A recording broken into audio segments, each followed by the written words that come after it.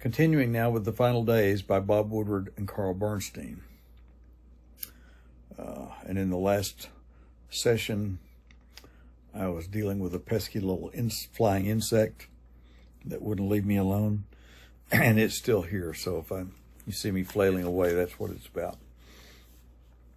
So we left off Thursday, August 8th, 1974, and we had just seen where Vice President Ford's house, by request of the Secret Service, had been barricaded. The street had been barricaded with yellow plastic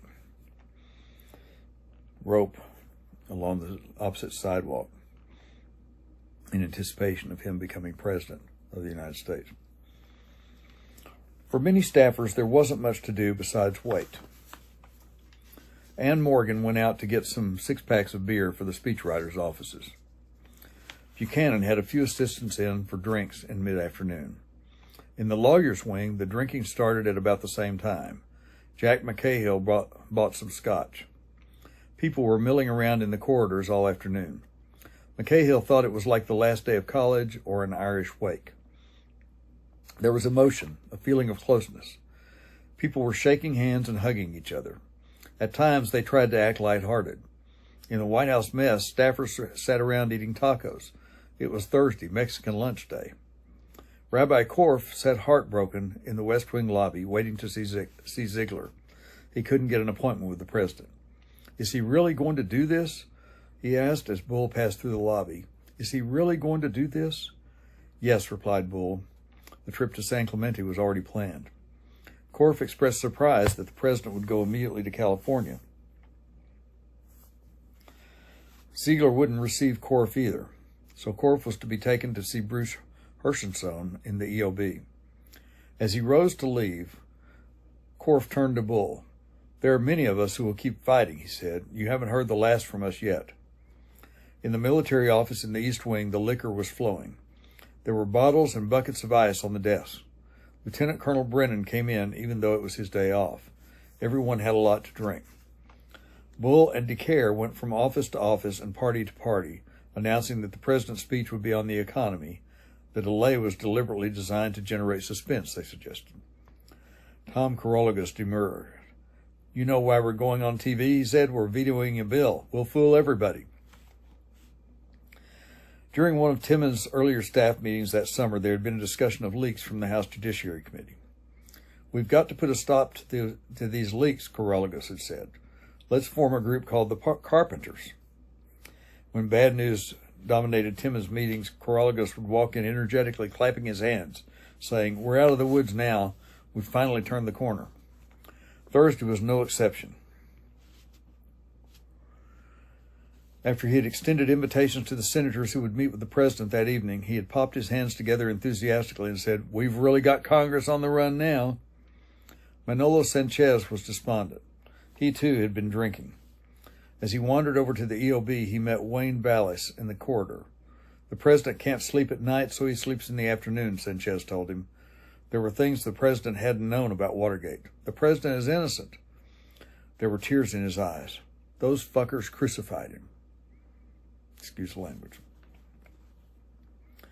After his talk with Bizart, the president took a 40-minute nap and made a call to Price. He left his lunch, cold salad and cottage cheese, untouched. He spoke again to Price and Ziegler, and then Rosemary Woods came in to visit for half an hour. Afterward, the president had a quick visit with Dr. Tkach, and then he summoned Ziegler to the EOB office. There were a number of business details to complete, some large and some small. Nixon picked up a 2-by-3-foot photo of himself and wrote, To Rabbi Korf, for whose friendship, support, and wise counsel I shall always be grateful. Richard Nixon, August 8, 1974. He divided the rest of the afternoon among Haig, Ziegler, Kissinger, and Woods. At 4:18, another call from Haldeman was refused. The president vetoed an appropriations bill for the Department of Agriculture and the Environmental Protection Agency as inflationary. It was $540 million over his recommendation. At 6:51 p.m., Nixon returned to the residence. The cameras on the lawn were turned on him in violation of press office regulations. In his quarters, the president took a shower, changed clothes, and instructed Haig that he wanted to be able to walk alone without encountering anyone especially cameramen, when he went back to the EOB to talk to the congressional leaders. Jewel 1 ordered the Executive Protective Service to make sure no one was on the grounds after 7 o'clock.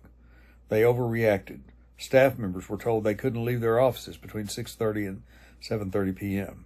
Reporters were locked without explanation in the press room.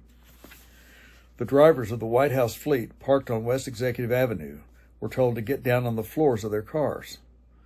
When the president finally emerged from the residence at 7:25, he was alone and his head was bowed. The crowd outside the gates waved American flags, and some among them sang America. A few staffers went to the windows to watch Nixon, but their colleagues shouted at them to get back from the windows.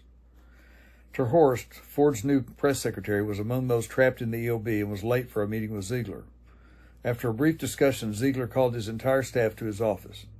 Sitting at his desk, his office packed with people, Ziegler was at his most controlled and unemotional. "I don't think I have to tell you all what the president is going to say tonight," he began. He gestured toward Warren. "Jerry will be the transition officer for the administration. Anne, Diane, and Frank are going to San Clemente. I just had a meeting with Jerry Ter Horst. He knows all of you and that you're all professionals. None of you are to worry about your jobs. Someday, not right now, I will tell each of you what I think of each of you." Most of them were shaken as they filed out of Ziegler's office to go back to answering the phones. Johnson broke down again, and Ziegler called her back into his office. "Don't worry," he said. "You'll be taken care of. Pack up and do your job. Jerry will be here and will help you and oversee the transition. He'll get you an office in the EOB." Bernstein went to Price. "Ray, why did you have me write this speech?" he asked. "It was to distract me so I wouldn't distract you, wasn't it?" "Yes." Price had planned to go to dinner at the Sanssouci restaurant with Garment, Bazart, and William Safire for one last get-together, but he had to stand by for any late-minute changes the president might want to make in his resignation address. Over dinner, the others talked politics. Whom would Ford select as his vice president? Garment guessed George Bush. Bazart was sure Ford would select someone from the Hill, and definitely not a governor or former governor. Garment noted that the president was now meeting with the congressional leaders. "A smart idea," he said. He'd probably break down and get it out of his system so he wouldn't do it on national television. And I'll say here, he said, with the guessing there, Garment guessed George Bush, who of course later became Reagan's vice president in the 80s. Bazart was sure Ford would select someone from Capitol Hill as senator or congressman, and definitely not a governor or former governor. Ford wound up picking Governor Nelson Rockefeller of New York. Before they went over to see the president in the EOB, the 5 congressional leaders, Senators Mansfield, Scott, and Eastland, and Representatives Albert and Rhodes, had a drink with Timmons in his office. These men were the most powerful in a Congress which the president had alternately battled, scorned, and ignored for 5.5 years. There was no scorn this evening. "I've asked you to come here to hear my decision," the president began. "Tomorrow I will submit my letter of resignation to Henry Kissinger to be effective at noon. At 10 o'clock, Mrs. Nixon and I expect to leave, and the vice president will be sworn in at noon. There is one more speech I have to deliver. The whole Watergate thing has been hard on all of you for the last year and a half. I understand what you had to say. I feel no resentment. It's been hard on me, too." No one interrupted him. "My own inclination is to fight," Nixon continued. "I have a wonderful family and a pretty good wife." Several of the leaders exchanged glances at the reference to Mrs. Nixon. "All of them want me to fight it through," he added with conviction. But he was obliged to look at the impact the fight would have. A Senate trial would take 4 to 8 months and would tear the country apart. Even if it lasted only 4 months, that would be bad enough. Foreign affairs and inflation could not be dealt with as they must. It would not be fair to the country. I would be a part-time president, you would be a part-time Congress. You are all my good friends. Give the new president your full support. God bless you. He told them that he would probably never return to Washington again. He would miss his leadership breakfast with Mansfield and Speaker Albert, the give and take with the loyal opposition. He thanked them for their support, particularly on foreign policy. "Well, Mr. President," Albert said, "you've always been great to me." "To me, you'll always be a great president," said Senator Eastland, who knew he could never have voted to convict Nixon in a Senate trial. Nixon stood up without replying. He said that he had lost weight and wondered about the fit of his dark blue suit. I guess there's nothing more to be said. I guess this is it. The pain showed on his face. God bless you, he repeated. The president took each man's hand. Rhodes was the last. Stay in touch, Rhodes said, and he put his other hand on Nixon's shoulder. He felt a slight shudder go through the president's body, and Nixon turned sharply away. Rhodes slipped quietly out of the room. Within 15 minutes, Nixon was ready to go to the cabinet room, where more than 40 of his old friends from the Hill had gathered. He seemed in better spirits as he walked back, swinging his arms loosely at his sides. Bull walked beside him. Do you think I'm doing the right thing? He asked Bull. No, sir. Nixon halted. He appeared flustered. Do you support me? He asked. Yes, sir, but you should hang in there. Well, I've made up my mind, Nixon said, walking on rapidly. Dean Burt stood waiting behind the president's chair in the cabinet room. All those invited were there except Senator Russell Long, who was in Louisiana. At 8:05, the president came into the room smiling. There was applause as everyone rose. A few were crying. The president took his seat and looked around. There was silence. Nixon hesitated a long time before he began. Let me start with my family, he said finally, pulling himself up in his chair. Through all this trouble, the family had been constant in urging him to see the constitutional process through. We don't care what the consequences are, he quoted them. As you know, I'm not a quitter. He told them the story of the football team at Whittier High School and the track race. It might sound far afield, he said, but it emphasized his will to fight. I will take what's coming to me. My decision to resign is based on the premise that the presidency is bigger than any man. Yes, even bigger than your personal loyalty. His judgment was that a House vote to impeach was inevitable, and arithmetic was one of his better subjects. He didn't have enough votes in the Senate. Timmons is a pretty good vote counter, but I'm better, and I checked this one myself. The president's thoughts drifted. Foreign affairs, the energy crisis, inflation, and the tough calls coming up. The Middle East might blow up any day. One of his greatest regrets was that a Middle East settlement had eluded him. He had wanted it to be one of the three great things for which the administration would be remembered. He did not say what the other two were. As I am winging my way back to California, he said, I will still have the little black box aboard the plane up to the moment of transition. Some in the room were not clear whether this was meant to reassure them or remind them of his power. And I assume the little black box he's referred to is what some refer to as the football. It's the nuclear codes to launch a nuclear attack. Jerry Ford is a good man, but no matter how good a man, how clever, he needs your support, your affection, and your prayers. He paused, struggling to keep his composure. His head was bent down, and he gripped the table with both hands. After a few moments, he looked up again. This is my last meeting in this room. I will not be back here. But without you, believe me, boys, gentlemen, I couldn't have made these tough calls without you. I particularly appreciate your calls of comfort. Mrs. Stennis called Pat the other evening. His voice softened and the words came haltingly. I want to say most of all, I appreciate your friendship more than ever. And I just hope you won't feel I've let you down. Now only a wheezing sound came from his throat. His eyes welled over. He pushed his chair to the side and back and tried to rise. His face was streaming with tears. The room was crowded, and he was momentarily hemmed in. Almost everyone was weeping. The president finally managed to get to his feet and started forward. He stumbled slightly and seemed confused, as if he were not sure where the door was. The Secret Service agent took his arm gently and guided him through the door and into Bull's office. Nixon tried to choke back the tears. I've got a little bit of a cold, the sniffles or something, he told Bull, who was waiting there. It was 8:27, just a half an hour before airtime. Some of the congressmen had followed the president into Bull's office, so Secret Service agents took Nixon into the Oval Office and shut the door. He stood there for a few moments, composing himself. Then he crossed to a little sitting room on the other side of the Oval Office.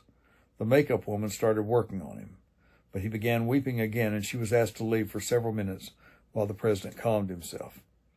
When he had been lightly made up, the president went back to the Oval Office, where the technicians were waiting to test his voice and the lighting. As usual, much of the furniture had been moved out into the hall. He sat down behind his desk at 8:55. Bull, Ollie Atkins, and Secret Service agent Dick Kaiser were also in the room. One of the technicians took a light reading. Blondes, they say, photograph better than brunettes, Nixon said. His voice sounded as if he were about to break down again. No one responded. That true or not? He asked one of the television crew. You're a blonde, aren't you? No, sir. Redhead? The president asked. He was introduced to the CBS crew, which was handling the pool broadcast for all three networks. Have you got an extra camera in case the lights go out? Nixon asked. This is the primary camera and this is the backup camera, a technician explained. The president pointed to the backup camera. That's an NBC camera, I presume. No, they're both CBS cameras. Standard joke, the president said, and laughed nervously. He cleared his throat loudly. Let me see, did you get these lights properly? They were shining in his eyes. He squinted. My eyes always have, you'll find they get past 60. His voice trailed off. That's enough, he directed the technician who was adjusting the lights. Atkins took a picture. My friend Ollie always wants to take a lot of pictures of me, Nixon said, and laughed self-consciously. I'm afraid he'll catch me picking my nose. Very mild laughter. He wouldn't print that, would you, though, Oddie? He corrected himself. Ollie. No, sir. You can take a long shot, Nixon said, but that's enough right now. His voice was still quavering. He looked down at the pages of his speech. I guess I can see it. The technicians asked him to test the microphone. Oh, you want a level, don't you? Yes, he said. He picked up the pages. Abruptly, his tone shifted, solid, sincere, presidential. Good evening. This is the 37th time I have spoken to you from this office, where so many decisions have been made that shaped the history of our nation. He set the pages down. Need any more? He asked. Yes. He went back to the presidential voice. Each time I have done so to discuss with you, enough. Okay, he said with relief. Then he snapped to Atkins. Ollie, only the CBS crew now is to be in this room during this. Only the crew. Atkins wanted to stay and take pictures. No, there will be no picture. Didn't you take one just now? That's it. Nixon was almost shouting. Yes, sir. Then he ordered Atkins to take another to be used as the official after-broadcast picture. Just take it right now. This is right after the broadcast. You got it? Come on. Okay. Atkins took several more shots while the president obliged a technician's request to look into the TV camera. Okay, all right, fine. I'm not going to make the other photographers mad by giving you too many. Now that's enough. Okay. Atkins stopped clicking.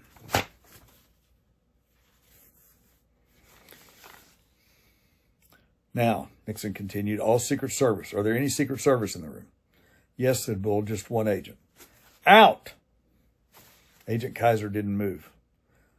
You don't have to stay, do you? Yes, sir. You're required to? Kaiser indicated that he was. I was just kidding you, Nixon said. Didn't we usually have more than one? Not when you speak in here. I see, fine.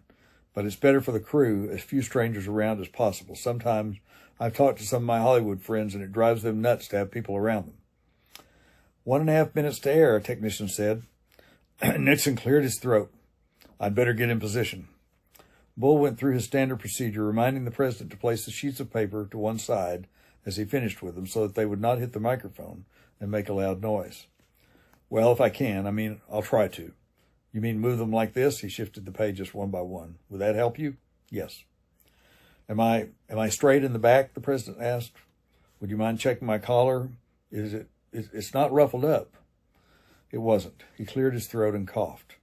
Bull went out through the cabinet room where Birch and Timmons were still waiting. They were sobbing. The family had gathered in the third-floor solarium. They had thought of going down to wait outside the Oval Office, but they worried that the president would find out they were there. Their presence would surely make him nervous during the speech.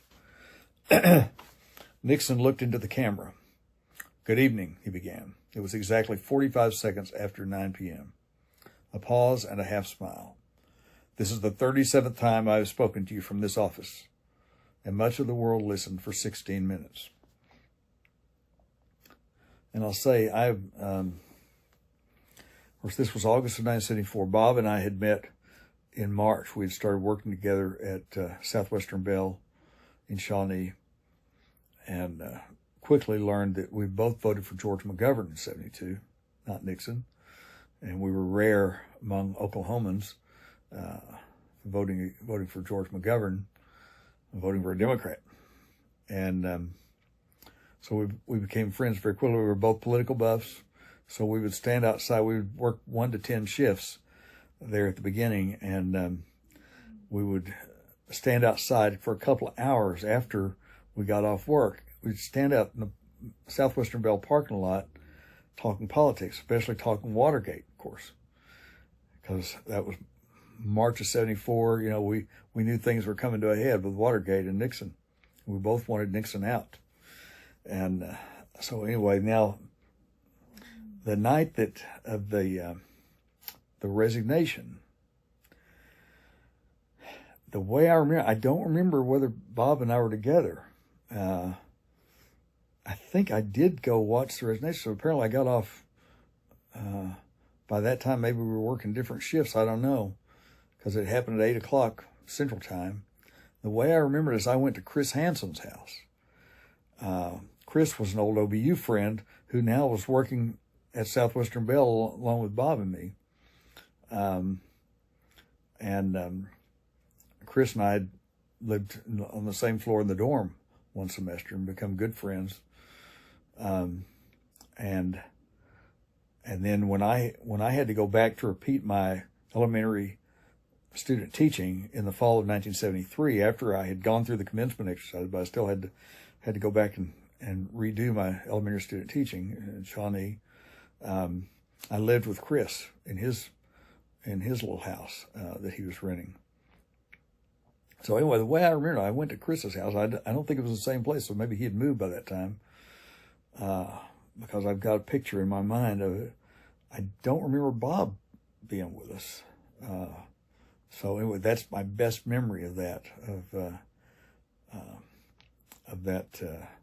that evening of Nixon's resignation.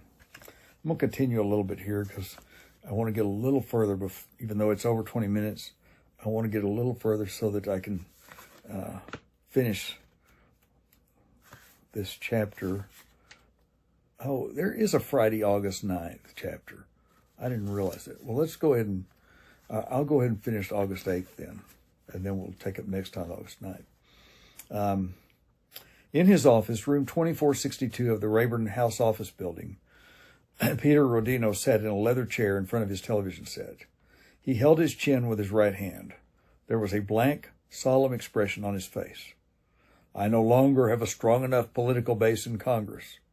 Rodino shook his head in disgust, repeating sardonically, I have lost my political base. In the solarium, David Eisenhower watched, praying that Mr. Nixon would make it through, that emotion would not overtake him, that the ritual of reading page after page would carry him to the end, that he would not hear what he was saying and be overcome with self-pity. I would have preferred to carry through to the finish, whatever the personal agony it would have involved, and my family unanimously urged me to do so. Not true, David thought to himself, but he would not protest. It was part of the Nixon personality, almost like a formula.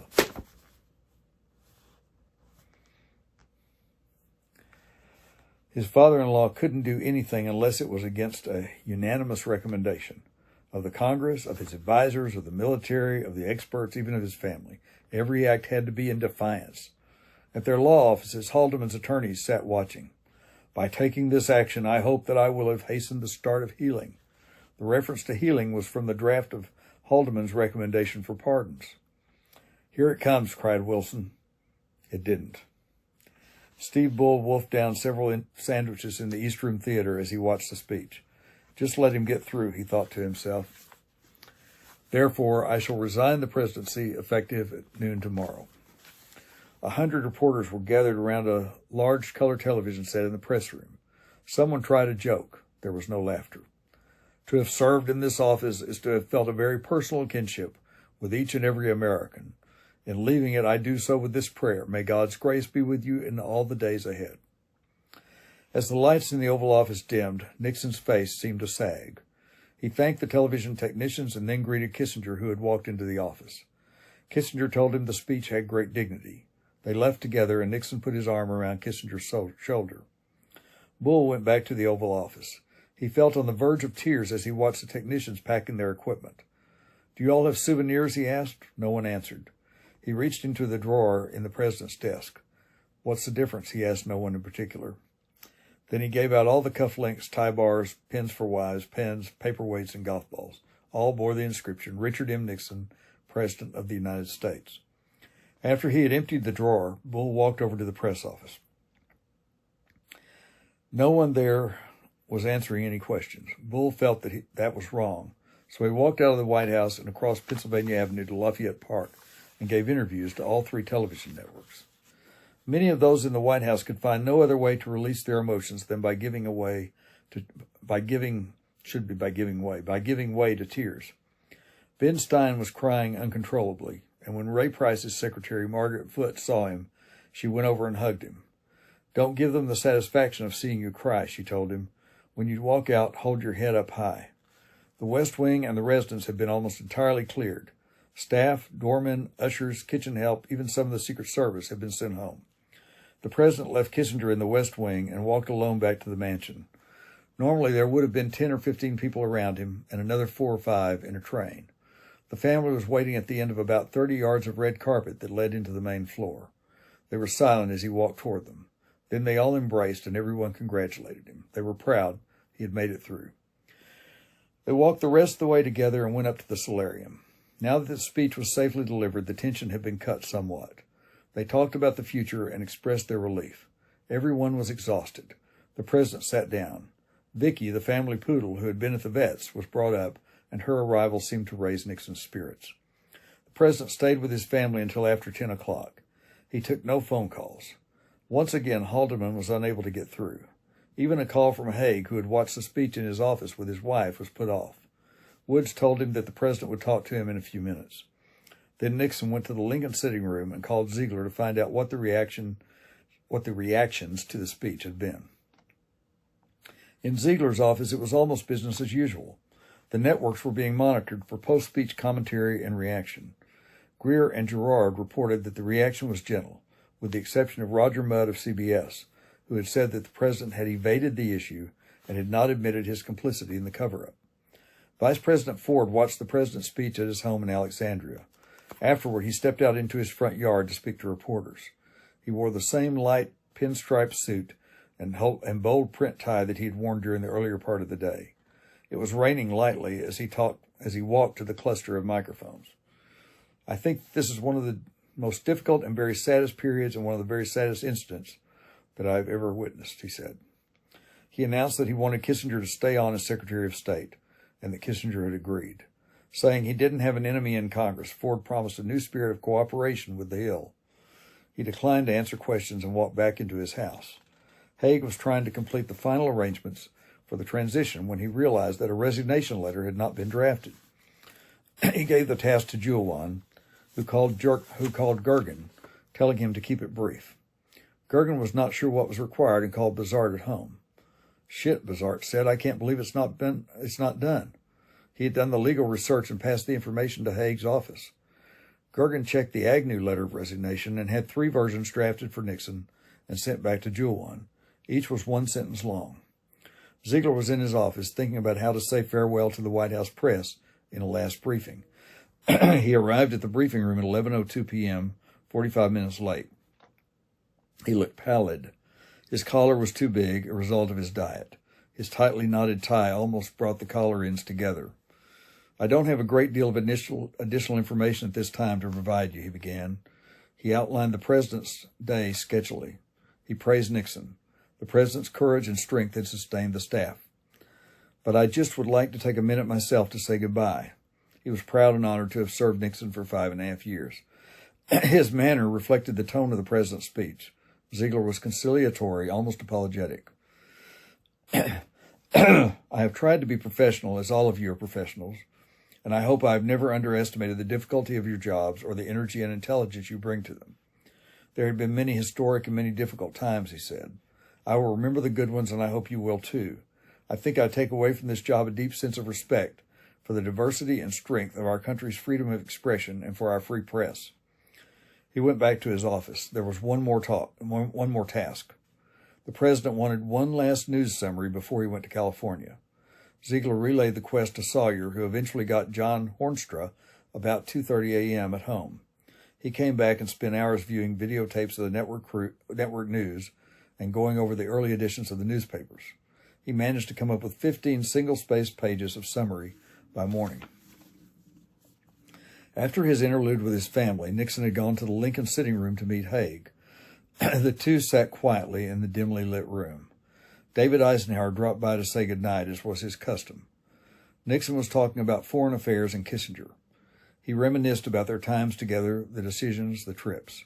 Since Kissinger had become Secretary of State the year before, Nixon said, he had felt a little distance between himself and his chief foreign affairs advisor. He regretted that. In that very room the night before, Nixon told Haig he had said his farewell to Kissinger. It was the toughest goodbye, very emotional. But Henry is still a comrade. You and he are the ones who were here from the beginning, the entire 5.5 years. At about 10:45, Mrs. Nixon and Tricia had gone down to the state floor to walk around the rooms for one final look. The weather was odd for August, cloudy, rainy, and cool. The chapel at the Washington Cathedral was kept open late, in expectation that many people might wish to come and pray. Only 2 people arrived.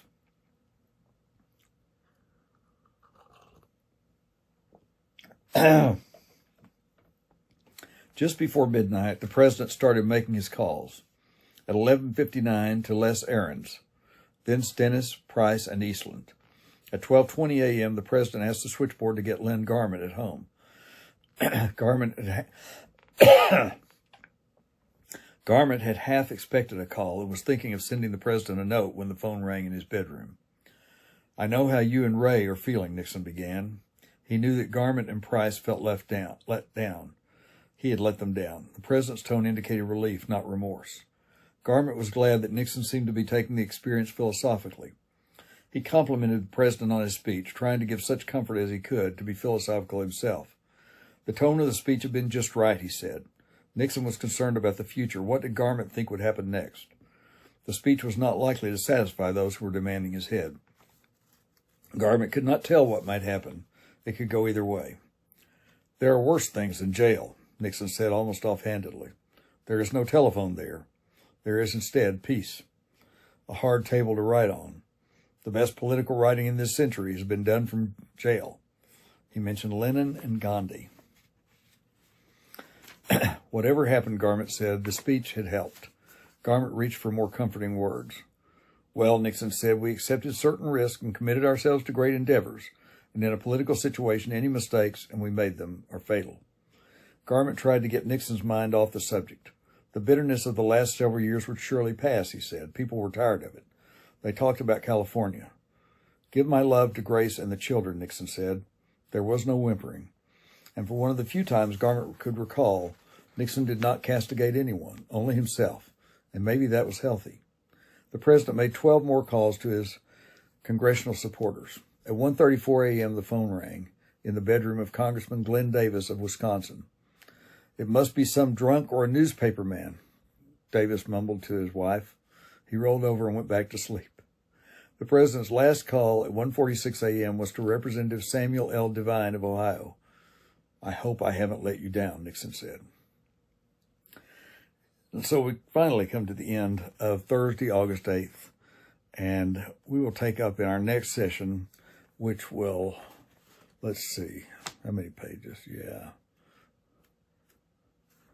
Which will be our last session of this book.